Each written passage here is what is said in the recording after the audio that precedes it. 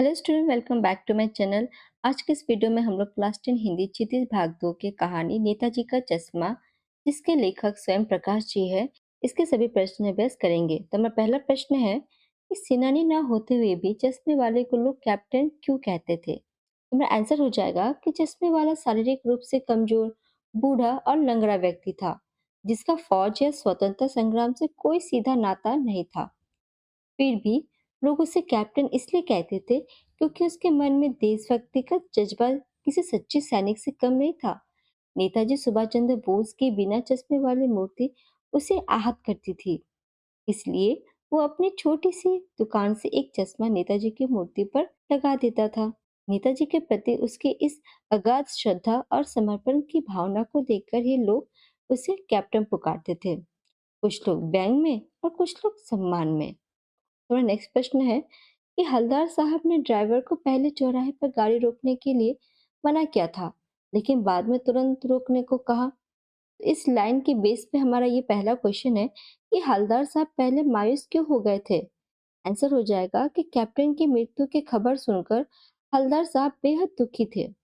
उन्हें लगा कि अब कस्बे के चौराहे पर नेताजी की मूर्ति की आंखों पर चश्मा पहनाने वाला कोई नहीं बचा है।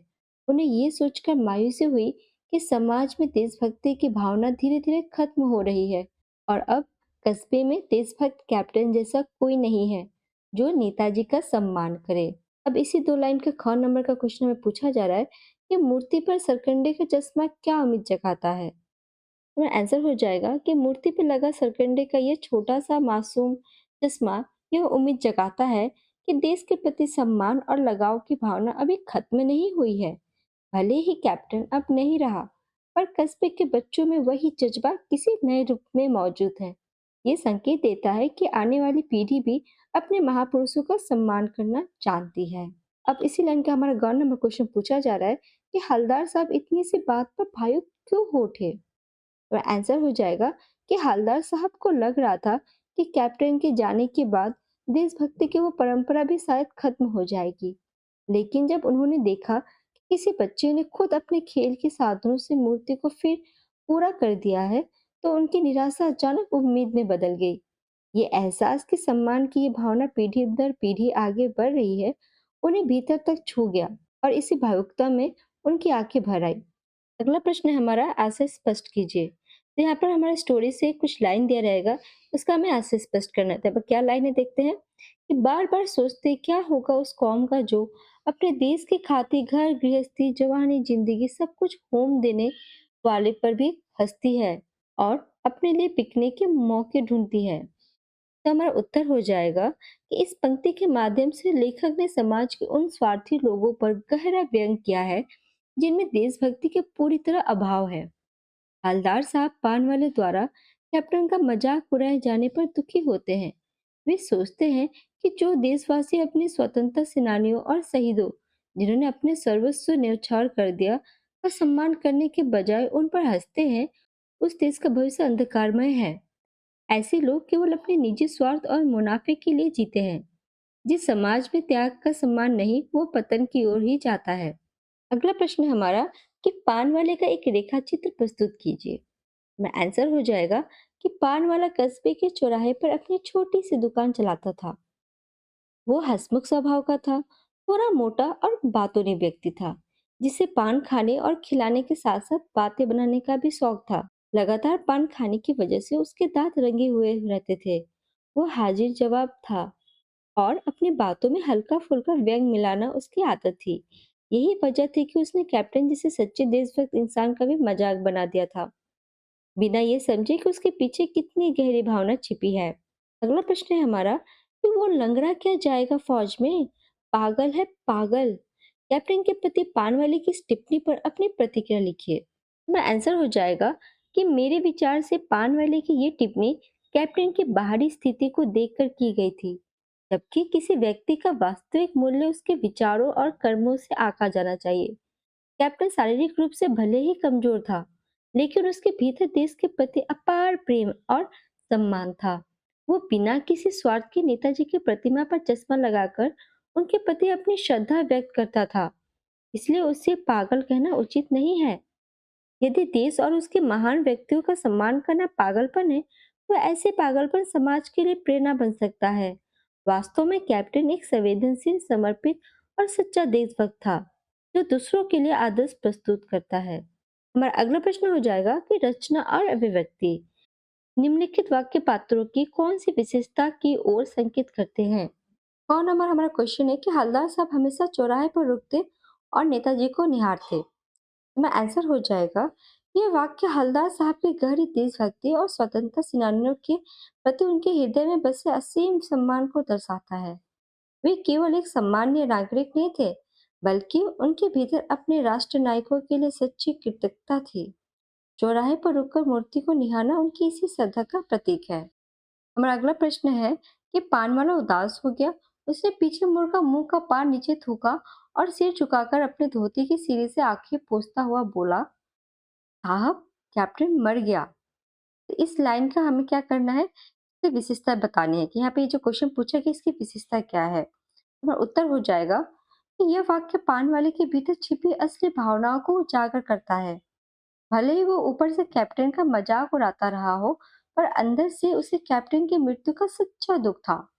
वो दिखाता है कि इंसान की बाहरी बातें हमेशा उसके भीतर की भावनाओं को नहीं दर्शाती। अगला प्रश्न है हमारा कि कैप्टन बार बार मूर्ति पर चश्मा लगा देता था। इसका हमारा आंसर हो जाएगा कि कैप्टन भले ही शारीरिक रूप से फौजी व्यक्तित्व वाला ना रहा हो, पर मानसिक रूप से वो फौजियों जैसी ही मनोभावना रखता था।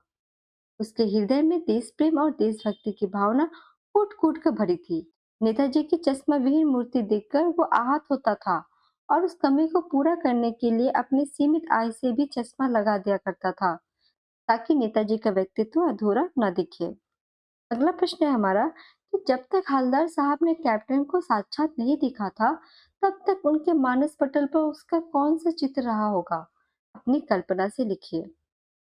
तो मेरा उत्तर हो जाएगा कि जब तक हवलदार साहब ने कैप्टन को अपनी आंखों से नहीं देखा था, तब तक कैप्टन नाम सुनकर उनके दिमाग में एक बेहद रोबीले, हट्टे-कट्टे और मजबूत फौजी की छवि बनी होगी।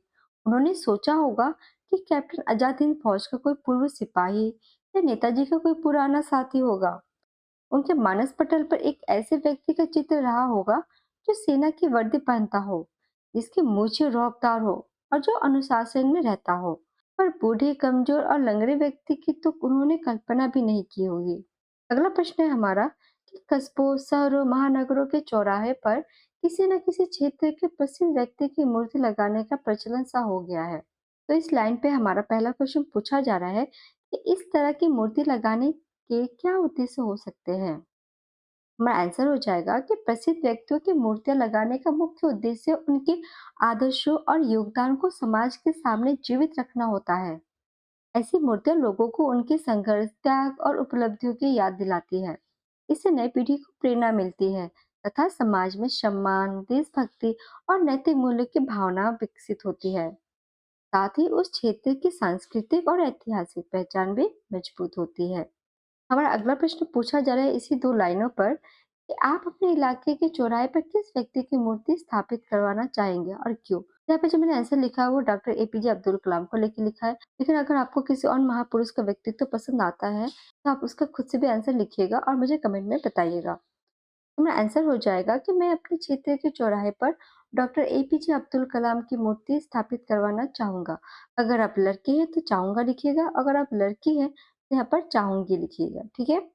उन्होंने अपने ज्ञान, परिश्रम और सादगी से पूरे देश को प्रेरित किया। उन्होंने युवाओं को बड़े सपने देखने और उन्हें पूरा करने के लिए निरंतर प्रयास करने की सीख दी। उनकी मूर्ति विद्यार्थियों और युवाओं को शिक्षा, अनुशासन और राष्ट्र सेवा के लिए प्रेरित करेंगी। अगला प्रश्न हमारा गौ नंबर में पूछा जा रहा है कि उस मूर्ति के प्रति आपके एवं दूसरे लोगों के क्या उत्तरदायित्व होने चाहिए? तो हमारा आंसर हो जाएगा कि मूर्ति के प्रति हमारा पहला उत्तरदायित्व उसका सम्मान करना और उसकी स्वच्छता बनाए रखना है। हमें उसे किसी भी प्रकार का नुकसान नहीं पहुंचाना चाहिए तथा समय समय पर उसकी देखभाल करनी चाहिए। केवल फूल चढ़ाना ही पर्याप्त नहीं है, बल्कि उस महान व्यक्ति के आदर्शों को अपने जीवन में अपनाना भी आवश्यक है। साथ ही हमें दूसरों को भी सार्वजनिक संपत्ति और राष्ट्रीय धरोहरों के संरक्षण के लिए जागरूक करना चाहिए। नाउ इट्स टाइम फॉर सीखो और परखो। तो इस चैप्टर से रिलेटेड कुछ मैंने इंपॉर्टेंट एमसीक्यूज रेडी किए हैं, तो चलिए उसको सॉल्व करते हैं। इस क्वेश्चन के लिए आपको 5 सेकंड के टाइम मिलेंगे, ठीक है। तो हमारा पहला प्रश्न है कि नेताजी की मूर्ति किस चीज की बनी थी? ऑप्शन ए पत्थर की, ऑप्शन बी संगमरमर की, ऑप्शन सी लोहे की, या फिर ऑप्शन डी लकड़ी की। और आपका टाइम स्टार्ट होता है अब। And right answer is option B संगमरमर की। नेक्स्ट क्वेश्चन है कि पहली बार कस्बे से गुजरने पर हलदार साहब मूर्ति पर क्या देखकर चौंके? ऑप्शन ए टोपी, ऑप्शन बी छाता, ऑप्शन सी चश्मा, या फिर ऑप्शन डी इनमें से कोई नहीं। एंड आपका टाइम स्टार्ट होता है अब। And right answer is option C चश्मा। नेक्स्ट क्वेश्चन है कि हलदार साहब को कस्बे से कितने दिनों में गुजरना पड़ता था? ऑप्शन ए 7 दिन, ऑप्शन बी 10 दिन, ऑप्शन सी 15 दिन, या फिर ऑप्शन डी 30 दिन। एंड आपका टाइम स्टार्ट होता है अब। And right answer is option C 15 दिन। नेक्स्ट क्वेश्चन है कि नेताजी की मूर्ति किसने बनाई थी? ऑप्शन ए किसी प्रसिद्ध मूर्तिकार ने, ऑप्शन बी मास्टर मोतीलाल ने, ऑप्शन सी कैप्टन ने, या फिर ऑप्शन डी हलदार साहब ने। And आपका टाइम स्टार्ट होता है अब।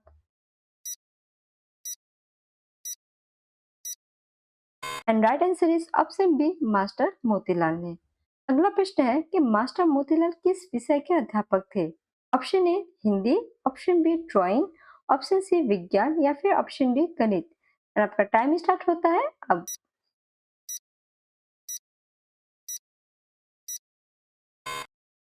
And right answer is option B drawing. Next question है कि मूर्ति में मूल रूप से क्या कमी थी? ऑप्शन ए मूर्ति पर चश्मा नहीं था, ऑप्शन बी मूर्ति टूटी हुई थी, ऑप्शन सी मूर्ति गंदी थी, या फिर ऑप्शन डी इनमें से कोई नहीं। एंड आपका टाइम स्टार्ट होता है अब।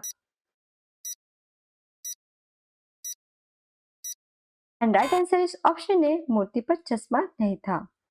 नेक्स्ट क्वेश्चन है कि हलदार साहब को किसका मजाक उड़ाना अच्छा नहीं लगा? ऑप्शन ए मूर्ति का, ऑप्शन बी पान वाले का, ऑप्शन सी चश्मे वाले का, या फिर ऑप्शन डी तेज का। और आपका टाइम स्टार्ट होता है अब। And right answer is option C चश्मे वाले का। अगला प्रश्न है कि नेताजी का चश्मा पाठ में पान वाले के उदास होने का क्या कारण था? ऑप्शन ए मूर्ति पर चश्मा ना होना, ऑप्शन बी कैप्टन की मृत्यु, ऑप्शन सी सच्चे देशभक्त की कमी, या फिर ऑप्शन डी लकड़ी की। तो बच्चे लोग इसका आंसर मैं नहीं आप लोग देंगे कमेंट बॉक्स में। तो फटाफट से मुझे कमेंट करके बताइए कि इस क्वेश्चन का हमारा राइट ऑप्शन कौन सा है। तो इसी के साथ हमारा नेताजी के चश्मे के सभी प्रश्न आपस कंप्लीट होते हैं। फटाफट से इस चैनल को सब्सक्राइब करें और इस वीडियो को अपने फ्रेंड्स को भी शेयर करें ताकि उनको भी एग्जाम में फुल मार्क्स मिले। मिलते हैं अगली वीडियो में एक नए चैप्टर के साथ। तब तक के लिए keep learning, keep growing, bye bye.